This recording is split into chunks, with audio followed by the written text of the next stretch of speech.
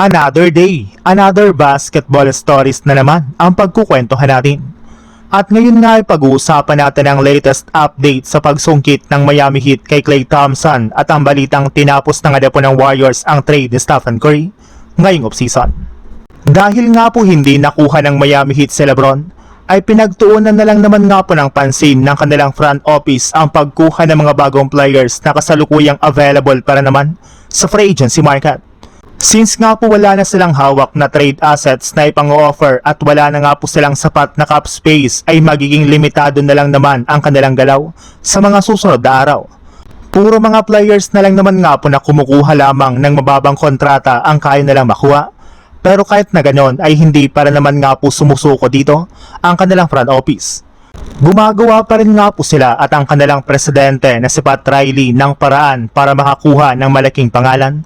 At isa nga po sa mga pinaka-prioridad nilang kunin ngayon ay si Klay Thompson na balak na rin naman nga pong umalis sa kanyang kupunan na Dallas Mavericks.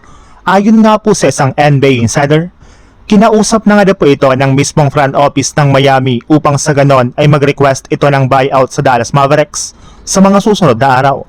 Once nga po na makuha nila ito ay sigurado nga po na masusolusyonan na nga po agad ang problema ng Miami Heat pagdating sa shooting next season at mas magiging kompleto at ready na nga po ang kanilang lineup sa susunod na taon.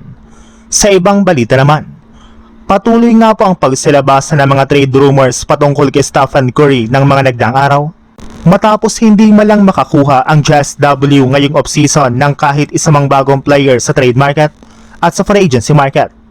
Kung aasa lang naman nga po sila sa kanilang kasalukuyang lineup ay napaka-imposible nga po na makapag-compete sila sa West at sa pagkuha ng kampyonato sa susunod na season. Kung last season nga po ay hindi man lang sila nakapasok sa playoffs, ano pa kaya mangyayari next year since inaasahan nga po na hindi dito maglalaro sina Jimmy Butler at Moses Moody.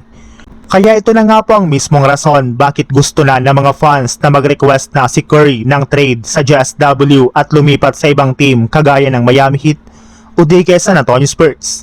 Pero sa kabila nga po ng mga nagsilabasang balitang ito, ay mismong si Stephen Curry na nga po nagsabi na wala siyang balak na mag-request ng trade sa Warriors ngayong offseason o sa mga susunod pa na taon.